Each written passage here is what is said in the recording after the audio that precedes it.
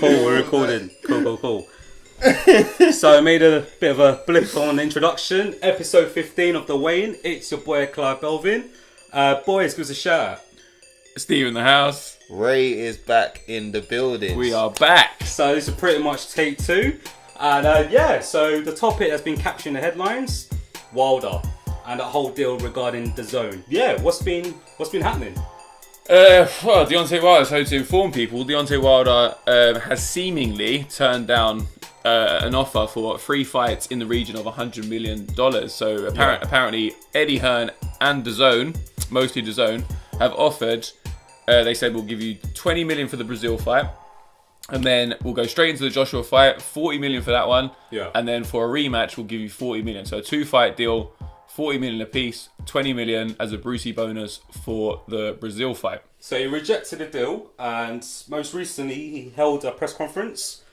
He's still going to be fighting his mandatory, Dominic Brazil. It's going to be on Showtime. It's not going to be a pay-per-view. Jesus. It's pretty bizarre, right? All right. So, yes, he turned down a lot of money, all right? But would you accept... I think it shows that he's backing himself, okay? Because they want him to sign his life for that money.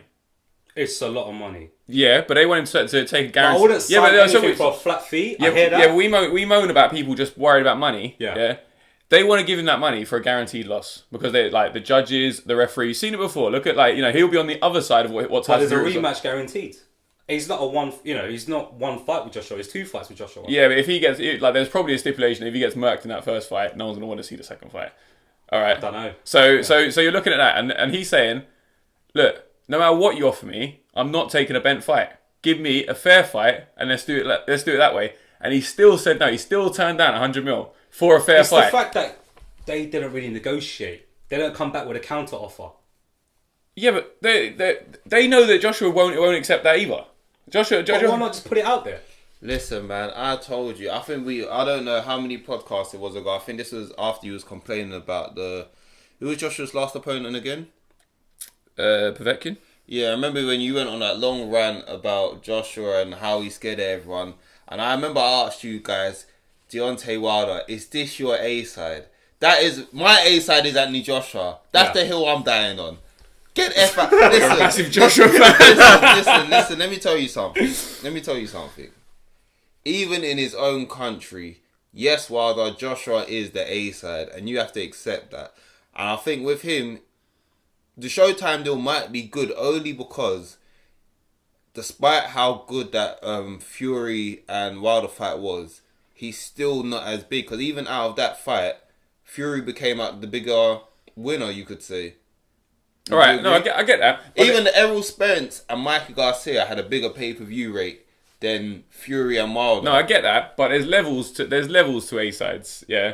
And it's like, there's the kind of A-side where you're a Mayweather opponent and you just give everything. Yeah, because you're getting like 10 times as much as you're getting anywhere else. Yeah. And people are like, fair enough. And then there's the kind of A-side where it's like, all right, yeah, you get 2 judges to my 1 judge. We get a neutral referee. That kind of thing. And it's like, all right, you've got some advantages here, but you haven't, it's not guaranteed. Like, all you've got to do is see the final bell and then you win 100%. And I've got to knock you down 5 times to win this fight. Yeah. And that's what they're trying to make him sign up to. And he's like, no, I'm a brand. I've got a long time left in this thing. Deontay Wilder's looking at Joshua and he's thinking, in a fair fight, I would knock you spark out. I don't know about that, but carry on. What he's got a chance, as in with a chance. What he did to Fury. If he hits Fury with any of those 2 shots to put him down, Joshua's going to hospital. No. The only thing is Fury put his face there though. There's different because the way that Fury fights, Fury was doing the whole dodging and diving. Yeah. And then he got caught. Andy Joshua can't spell dodge and dive. No. What I'm saying is styles make fights, and for me, I feel like Joshua will at least has a better fight IQ than Wilder. And I think he'll be able to implement that fight IQ better to stay out of Wilder's range and catch him. All 3 of them have flaws. All 3 of them have flaws, but with Fury, we would agree that has the better fight IQ. But sometimes Fury's own ability that's his weakness because he got too comfortable in the Wilder fight. Yeah, it's true. And then he got caught. He got put down by pie kick, put down by Cunningham. Like Exactly. he has that in him where he can when he's not switched on against Klitschko, who was switched on, he didn't get he got hit like once in that whole fight. Exactly. Whereas like when against opponents where he gets relaxed and he starts to think, oh, this is kind of easy. That's when he's his own worst enemy. I agree. Joshua's got a better fight IQ than Wilder. I would probably disagree because. His style. Yeah, whose man's is this? Fury could not pin him down. Like he was hitting him. He didn't hit him as much as he hit Klitschko. Yeah, but 2 years. Deontay Wilder didn't get beaten up in that fight. Yeah, whereas if Fury look at Klitschko, right? I know you're going to say that. All right, people's faces mark up different, but he hit Klitschko a lot more than he hit Deontay Wilder. No, I agree with you, but if Fury was in there with Anthony Joshua, mate, my man's face getting tuned up. Was a different beast. If Fury had more power, Deontay would have been down a long time ago. That's the only thing because Fury was piecing up Deontay, but it was the fact that Fury just doesn't have the power to put him down. Are you crazy, man? He was he not piecing up Deontay? When was Fury ever a power puncher? The guy's 18 and a half stone. Do you want to take a punch at the guy? No, but you're pulling out of energy. Come on, Tyson Fury. Come on. We're not heavyweights, but I'm saying among heavyweights, Fury doesn't have the power that a Joshua or Wilder possesses. What I'm basically saying, he doesn't have. No, he doesn't sit down these shots in the same way that they do. None of them have Wilder's power. Wilder has innate that kind of David Haye kind of freakish. Like he just has to tap you for you to go. Yeah. Joshua sits down these shots and puts everything into them. That's why he generates power. If they both hit a bag, Fury and Joshua, and they both dug everything in, it would be similar. But it's just the way they fight is Joshua throws everything on every shot. He's so hittable. He's tailor made. What do you think needs to happen for this fight to happen? Like Mayweather Pacquiao, that took fucking 6 years. Why did that fight happen? What's that? Mayweather Pacquiao. Because Pacquiao finally succumbed to Mayweather's demands. Why did he succumb? Because he got tax to pay. No.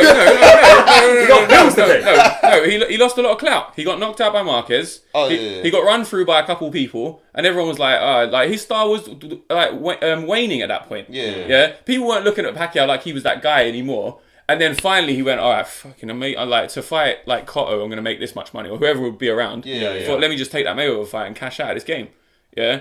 Whereas and Mayweather just sat there waiting. He was like, finally, come to me. That's what they're doing here. They're waiting to see who's gonna lose value. Yeah. And who's gonna? It's just knowing when to cash out. No, but I don't disagree. Why you gotta cash out? What? So you want the guy to take the money and take a bent fight? Nah. No. Do you know? I'm 50. Why did Dillian Whyte not take the fight? What's that? Why did Dillian Whyte not take the Anthony Joshua fight? Money, I suppose. Money and the terms. The terms are shit. Yeah, he said it himself. He went. They want me to take a fight where they just want me to take the money. All right, cool. But how much was he offered?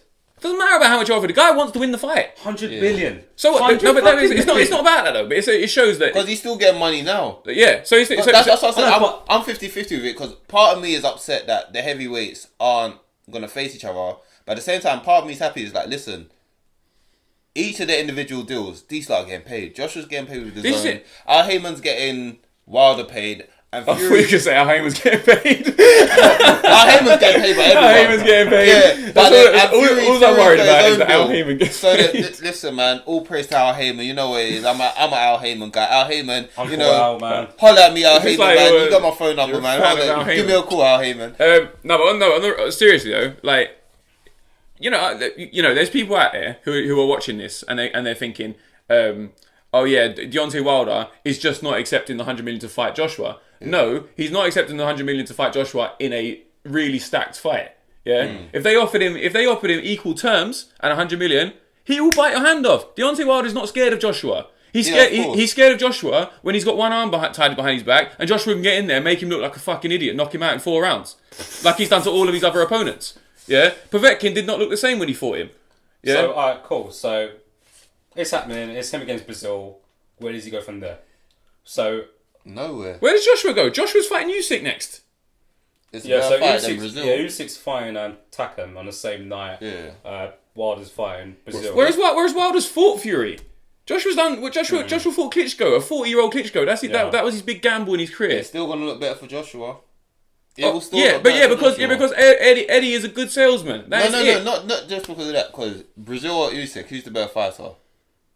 Usyk's the better fighter. Exactly. But it's still going to look better for Joshua. I get what you're saying. Outside of those top 4, if you're not fighting Dillian White, Fury, Wilder, or Joshua, the rest of them are just cannon fodder. If the rest of them are just cannon fodder. If White is smart, he Nathan pushes. Gorman, mate. If Dillian White is smart, he pushes for that Wilder fight because at this point. At least he'll be next in line anyway, right? Bro, did you see that? He's been meant to be next in line. He was the continental champion. He was the silver champ. They shut the guy out, man. They shut the guy out of the sport. Did you see his interview yesterday? My man had like tears in his eyes, like just no, but not even a joke. Out of just frustration of just getting. Imagine that's your life, like you're like and like for no reason other than like dumb politics. Politics. Your face don't fit. You're not the guy. Sorry, bro. It's like, what kind of sport am I part of? How can they tell, like, that's like telling Leicester, like, you're not allowed to win the league. No, you ain't never been top 4. We don't believe in fairy tales anymore. Drink water? No, he's not a star. Get the fuck out of here, mate. We need Ibra winning the league. Exactly. Get out of here. Vince McMahon comes out of nowhere. You got one more match. Yeah. Oh, this is a 40 game league. Sorry, guys. Mate, a lumberjack match. Oh, we're gonna play through the summer. Best of 50. That's what they're doing to Dillian White. True. It's a shame. It's an absolute shame. Do you know what I mean? It's a shambles. Like what they like, you know. So how like I see online the perception of Joshua is now like, oh yeah, he's the best. He's come out of this smelling the roses. How? He's still fighting Jarrell Miller. He hasn't done anything different. What? Someone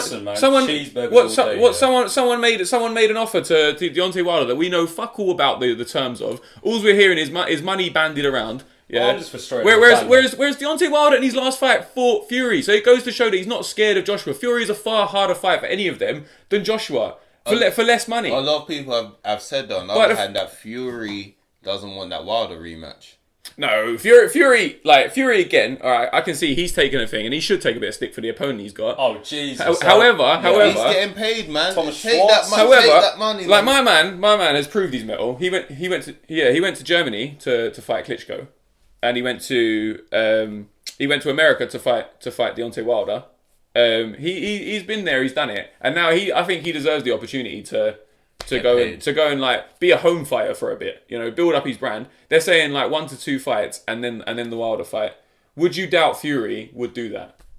No. You know, you wouldn't doubt the guy, and you're just like let him build his name in America for a bit. Give him a couple of gimme fights. Yeah. He jumped into that Wilder fight 6 months after his comeback. The guy's a legend, all right? He's not in that sort of, like, in that debate of who's ducking who. He has been there, done it. Yeah. You can't throw that guy under a bus. No one's chucking his name, like, any...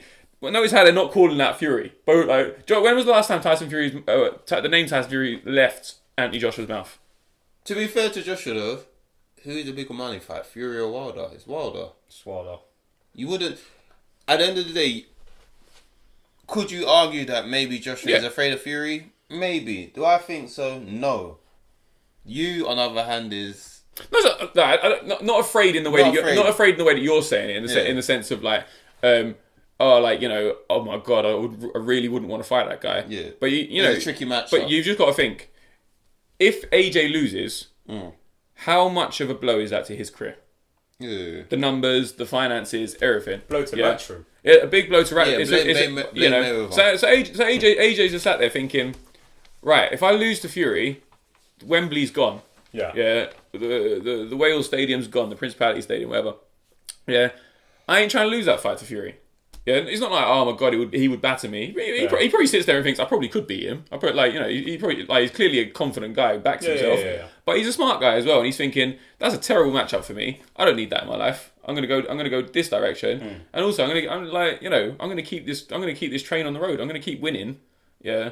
And not take any difficult fights. Wilder's a big payday because that whole UK versus US, because that's the only thing. That's the beneficial thing for Joshua right now is that Wilder is going on Showtime now. Wilder actually needs a home run performance in this because he's doing bits at the moment in terms of he's making a lot of noise in America, especially after the Fury fight. But he still needs to make that bit much more. Brazil, I think. Because the only thing is, he's going to do a job on Brazil. And the fact that he that fight is free to to the public over in America. Yeah. it's going to be all eyes on Wilder. That's it. He needs to, but then at the same time though, it's like Wilder needs to get to the point where like Joshua is like, no matter who you face, it'll be pay-per-view. Because that's when you know your star's really big, when it's just like, they don't even care who you're facing. They just want to see you. And Wilder does need to build himself up to that It's hard point. to become that guy in America though. Like, you know, that's rare. Do you know what I mean? Where like who gets that? Like, Canelo got to that level. Canelo's out. And with Canelo, that's the Mexican Americans, not even like just actual Americans. The Mexican Americans. Do you know what I mean? Yeah, and he's a specific one-off star who once he's very talented. He was the right demographic at the right time. You know, good-looking kid. Blah blah blah. And it's difficult to become that. In England, it's easier to become that guy. Exactly. Because we don't have many boxers. So Eddie Hearn was an interview with IFL, and Eddie Hearn was talking about this is before the Tevin Farmer cards in Philadelphia, and it was Tevin Farmer, Gabriel Rosado, and there was some sporting event in Philadelphia, and the fans had no idea who these guys were, and it's a shame, as in one of them holds a world title, and it just goes to show how over here in the UK, boxing, like these guys, well, like are massive superstars. who would be the equivalent? Like Anthony Crolla. If Anthony Crolla was in Nando's in Manchester, getting mobbed. Yeah, Scott Quigg getting mobbed. They're just random world champions. Like, they're not elite. They're just. I know it's no disrespect to those guys. That's it. They're guys who but you put Anthony Crolla and Scott Quigg on the same card, they sell out the MEN. 25,000, 30,000. Look at Warrington and Leeds. You put Tevin Farmer and Maurice Hooker on the same card, you're selling out York Pool, man. You're not even selling out York Pool. 2 world titles and it's not the Water Shopping Centre. Look at Charlie Edwards last. They sold 11,000 tickets for that last night. Yeah. Yeah, or they probably didn't sell it out. It's 11,000 arena. Yeah. They probably sold 8,000-9,000 for that. And you've got 2 British title fights and Charlie Edwards. That's what we can do here. Look at Charlie Edwards. He's a nice guy, but he's not elite. Do you know what I mean? Yeah. Onto that card last night. So Lawrence Okolie, nice segue. He's been making a lot of noise for all the wrong reasons, involving Dylan White. So he put up some sparring footage, putting out a few tweets saying how he feels he could beat him in a fight. Yeah. So Okolie, he did fight in heavyweights back in the Olympics. Yeah, but there's super heavyweight division, so it's like that's cruiserweight. So heavyweight is cruiserweight in the amateurs, so that's the same. There's no cruiserweight division in the amateurs called heavyweight. And I don't know, I'm not. That was wrong of him to do because there's an unwritten rule of, or unspoken, however you want to say it, of sparring is sparring, and you keep it quiet. Because even you gotta get that money, man. Think about this year. Do you know how advantageous it is for Errol Spence to tell everyone, listen, I did drop Mayweather in sparring. I made him cry. I whooped Adrian Broner, but Errol Spence, well, it also is a credit to his demeanour though. Errol Spence is just I'm not entertaining. Alright, hold up. Errol Spence, is what network does he fight on? PBC. Yeah. Alright, he is PBC's boy, and he has been nurtured from the Olympics and brought the whole way through. He has got a very abundant career, If he did what he did to Adrian Broner and Mayweather, and he wasn't in the position that he's in, and he weren't getting the opportunities he's getting, you better believe he is going, I knocked out Floyd Mayweather in the gym. You got closed mouths don't get fed in this game, bro. And you got to do, yeah. And Lawrence Okolie saw an opportunity, and he took it. And I thought, and Dillian White needs to grow up, to be honest, in regards to that. I get No. You're having a hard week, yeah. You're not getting this. My name. You can't chat rubbish. And you got all right. Dillian White's got a rep of he's a hard man, so it's you cannot disrespect my name and then think with the rep that Dillian White's got, everyone's going to be going up to Dillian White. You hear what Okolie said to you? All right, I get that, yeah. But at the end of the day, and I don't want to sound too la-di-da, but you do got to be a role model in this world, yeah. In the position that he's in, bro, you can't be saying every time something happens like that, yeah. That's a boxing thing. You put out a sparring thing. You say, "I'll fuck you up in the ring." Yeah. Oh, Buatsi, there. All right, let's get it on. Come down to the gym, we'll spar. Blah blah. Yeah. Don't say I'm going to get man to roll up on you. Oh, yeah, that's true. That's not cool. Yeah. That's going too far. Again, when he was fighting, that guy Derek Lewis, what's his name? Ian Lewison. Yeah. He said to the guy, at the press conference, he said his address, and said, "Don't fuck around, because I know where you live." And he said his address. That's a bit mad. Yeah. Where Stormzy released that thing, he went, "I'm gonna do this to you." Yeah. It's bro, you need to chill. Yeah. You're a role model. You're in a position of power here. You're influencing kids. There's kids who look up to you. I don't like the role model thing. Just say you're a public figure. You're influential. Yeah. Right. All right. That's a lot of pressure to say someone, but you are influential. Yeah. And you want to be famous, and you want to make the money that comes with fame. Yeah. But there's a responsibility there to not do that. I think there's problems in society at the minute, and you got a responsibility to not do shit like that. Yeah, fair enough. Yeah. You don't have to go on some anti-knife crime campaign or something, but you could just not say you're going to get people to roll up on people, and also have that much ego and show people, if anyone messages you, this is the way to react. Yeah, alright, cool. It's not the way to react. Do you know what I mean? I think it's important. What do you make of no, fair enough. I hear that. What do you make of Okolie's fight last night? So he's been getting a lot of stick.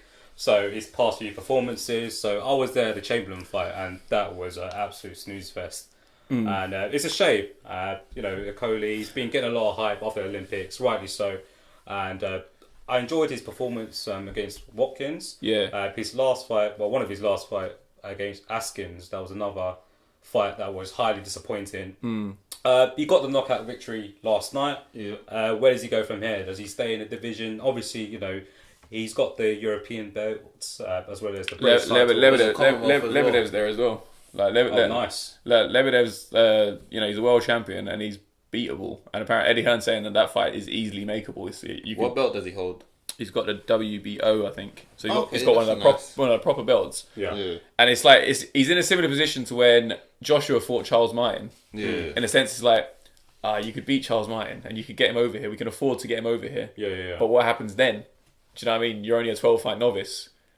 Do you take the title now while it's on the line, and then everyone will just circle around and be like, right, let's get after Okolie. I say, yeah, take it. Yeah, at this point, Yeah. he's got every other belt that could be got.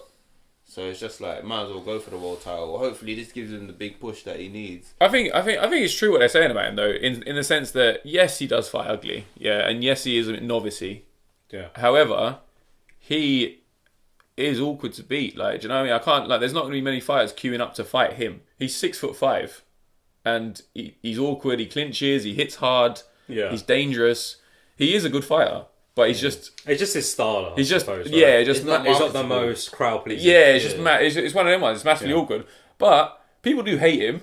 Yeah, like Mayweather's style wasn't massively pleasing for his whole career. Like towards the end, they started saying, he's so skillful, blah blah blah. Yeah. Before that, it was just negative. Like, the only thing is, Mayweather made himself a villain. I don't think Okolie wants to make himself. Oh, a villain. Okolie's a massive villain. Like everyone hates him. But he's a villain. but- He's a villain by accident. He's not a villain because by default. So then His personality. Yeah, he hasn't done it as like a shrewd marketing campaign. Yeah. He's just quite an unlikable guy. It's just the fact that he thinks out of the place. He thinks out, but then the way he talks, he's one of those guys that like he talks like he's like the next world champ, and he's like going to do this and he's going to do that. he's And then effective though. He's effective. That's what I mean. He is really effective. Is he, dare I say it, but more skilled version, the girl 2.0?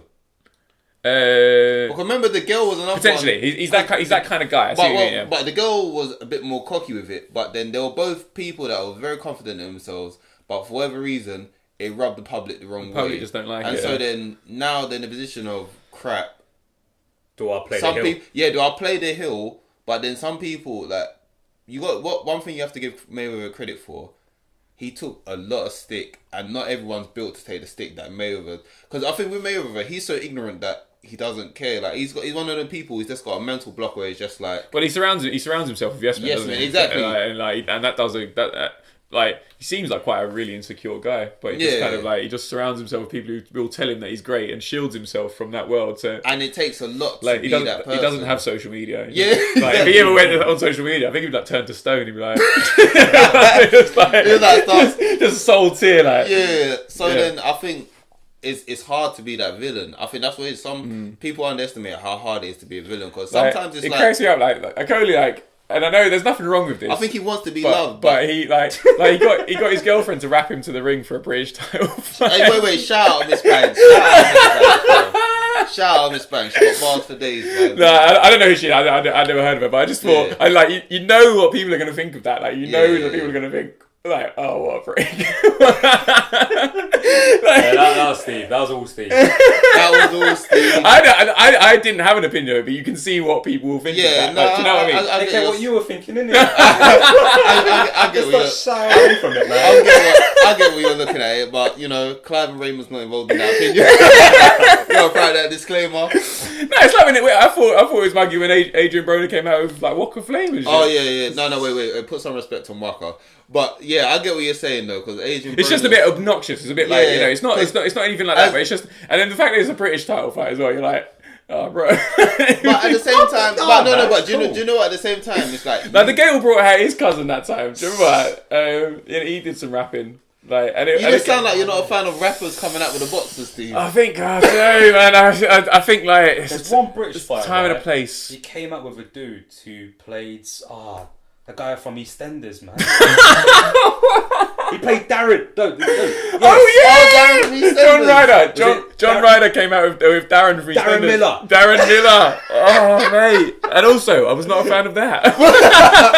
So you don't like the novelty of the entrances, basically. You just want a good old play your music and come down to the. Do you know what? I love Josh Buatsi's entrances. I think the song choices are very good, and they kind of like. I think his song selection is good, and it's kind of unusual as well. That was a good segue because Buatsi's looking like a beast. Oh mate, Buatsi is looking. I don't know. I think he's a one fighter from that G team. Yeah, I agree. Making a lot I hope he finally gets his push now, because now it's to the point where it's just like, what more does Buatsi need to do? Well, they've kept him bubbling. Like his name's there. Yeah. Now it's 10 fights, British title. Let's roll. Next 10 fights, like build up to that world European title. level. They're talking about what's his name? Alvarez. No, Alvarez. What's that light heavyweight guy called? The kind of, I think he's Cuban or something. The one that fought Kovalev? Yeah, that guy. Oh, him? Yeah, they're talking about that guy. And like, he's a bloody good fighter. If he listens to this, he's going to be like, I have a name! I'm so sorry. Sorry, Dave. But listen, man. Our researchers are slacking. We haven't got interns. But yeah, plot twist, we don't watch boxing whatsoever. But Buatsi, I think I'm looking forward to seeing how it goes with him. And then obviously, with the news about Yard potentially facing Kovalev as well, it's looking good for the British heavyweight scene. Watch out for that. That's such a good fight as well. Yard Buatsi can be built up into. Hopefully that can get made. But we gotta hope that Yard beats Kovalev, which is going to be a very tough ask. But to be fair, Kovalev is at a stage of his career where. Do you think they'll take that fight? I'm not too sure, to be honest. Tunde, he's saying we're the see what he was saying we're the A side. We're going to bring it to the Emirates. It's like every PE teacher out there. Yeah. To be fair, the head of PE. He's not lying though. He's kind of the A side, Yard. What?